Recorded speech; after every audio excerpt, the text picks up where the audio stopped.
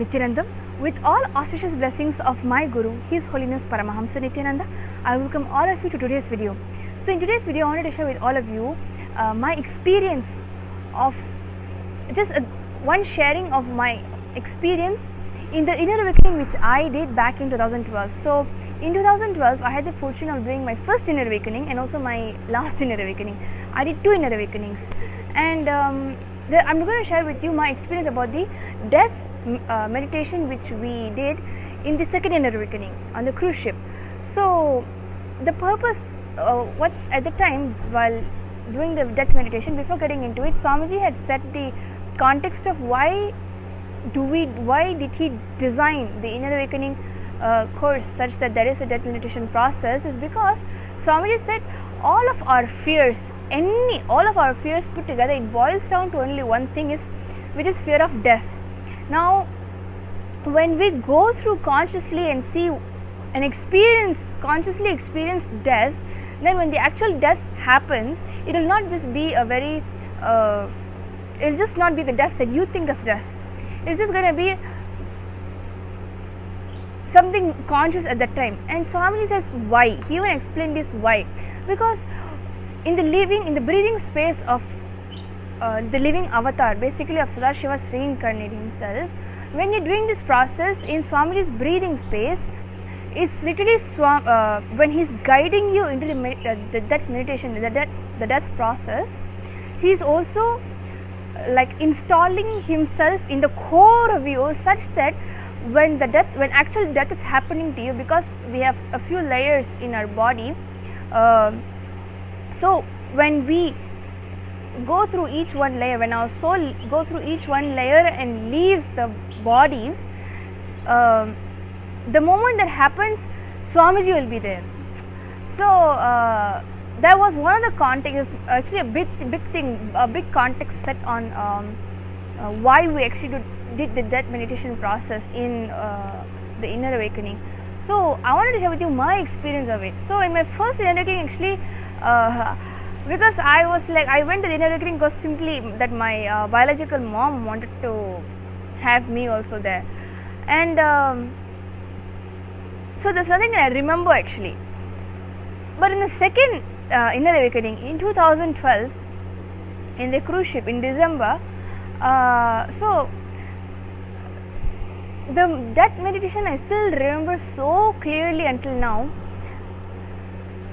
Swamiji will guide you, like we will all lay down the way how we are if we are dead, okay, and Swamiji will actually guide us, like he'll give not on us, means not the mind that analyzes and cognizes things, that, but much deeper and beyond. So he'll say like, so now this is happening, see this, experience this, what's going on, all those things, like right from the start of, you have only 24 hours to live, something like this, okay. And exactly when he says, I remember, I just wanted to share with you this particular point where actually there is a point where I realized that Swamiji is God. Literally that was the experience like that I had, like even back then there's like, he is everything, but he is that himself is what I actually had a very it was like a tsunami of something that is what it became my cognition, my co-cognition at that time. So what happened was, when he said that we are now slowly the body, from the feet, it's now not, it's what he says, it's dying, that some one particular word he will use. So it's like, so from the feet upwards, he's saying that now it's no longer functioning. So now your knees, now your legs, like this, slowly all the way up, And then when he says now the soul have left the body, my eyes was closed. In fact, it was like tied, and I was laying down, and I just saw like a fully around me was something gold yellow, and it was just like just moving in full speed, like I don't even know where it's going. Something is going, and that's something that is going, I'm seeing it as I'm seeing, as I'm going, I'm seeing all this yellow thing that is full golden yellow, and I'm also in that golden yellow. It's not like I'm in different something else. I feel like the whole thing is golden yellow, and I am also the gold. It's together, but I'm able to cognize everything is happening, and I'm able to see that I am the one. Like it is me that is going in that speed. So it is going like going, and then it is going like anything, so fast and fully golden yellow. And then Swamiji says, now you have merged with the cosmos. The moment he said that, just the moment he said that, I could see the golden yellow got out of something and straight got into Swamiji's heart. Like I remember, it is the side image of Swamiji, and his eyes is closed, and it's like if it's like you are seeing this, in my head it's like this. So it's this is how I'm seeing Swamiji, and the yellow thing came out and got into his heart. And that is when I was like, I remember there was when in the death process I actually had tears coming out, and I was like, Swamiji is actually that. And that thing got so strong in me, and actually that was the experience by itself. And beautiful is such a small word to say for this experience. So, and after that, I will not say that I had big fears and all, but after that, fear became something so cheap in life. Like that will not be one of the first things that settle in my cognition, and even if it happens, you're aware of it, and it goes off. So see, I'm not able to tell you what is the benefits of this death process, but the experience was so profound that the experience that I had was, Swamiji is that. Because until then, Swamiji is everything for me, like my friend, my mother, my father, everything. But in that process is when the cognition happened that he is that. And then I wrote to Swamiji in the day's darshan. I wrote to Swamiji, this is the experience I had. So I was actually expecting to hear like, no, something like that, like it's not true or something, but he just saw, and he kept looking into my eyes and looking and reading and looking and reading, and then until now I don't know what he has to say, but he gave me a hug and everything is good, and that profound experience is still very profound. So that said, you know where I'm heading.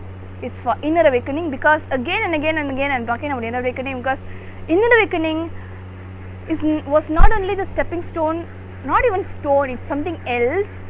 That when he said life changed, it literally changed, and it's so beautifully changed that you kind of know what is going on and what is exactly the transformations that are happening.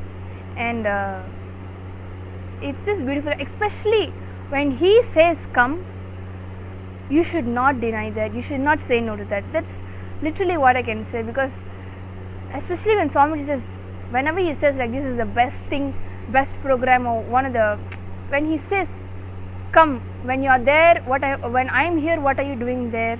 And especially when he speaks about inner awakening and asking you to come, he's asking you, he's telling your soul, this is what you wanted. Literally, it's not even words that I'm just saying, some flowery poetry words. It's literally, inner awakening is something that everyone should experience, and only then one can even be able to speak, and one will be able to understand why I am lagging this much in my words. So inner awakening, now yes, inner awakening is like a brand, like a thing, like, because nowhere else on planet Earth does one manifest powers just like that by a simple touch on the third eye.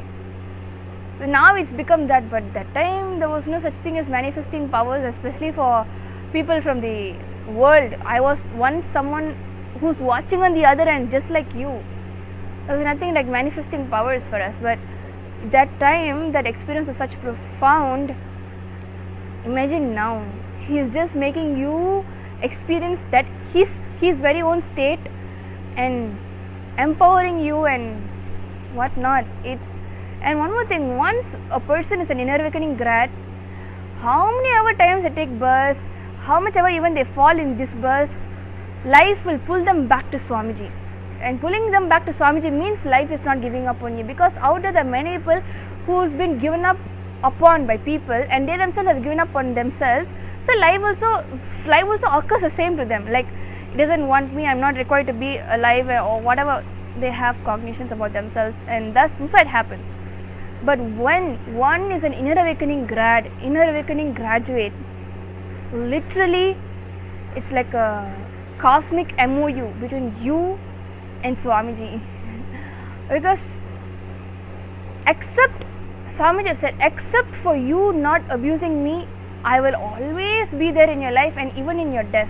And I have had a few, I've been a witness to a few of such incidents of where people who have left the body, especially being an IA grad, when they left the body, what kind of a death they had. That is something separate. In the next video I should make. So if you want to watch, if you want to know more about that, if you actually are interested to know about that, please comment below. I'll definitely make a video about that. So until then, see you next time. If you have any questions, you have any doubts, queries, Inner Awakening, it's happening actually tomorrow or day after, 25th July, Indian Standard date. So it's still not late. The schedule is up on the innerawakening.org website. How to register, your children should come, your children can come, what should they do, what do you do, all of those things are on the Inner Awakening website.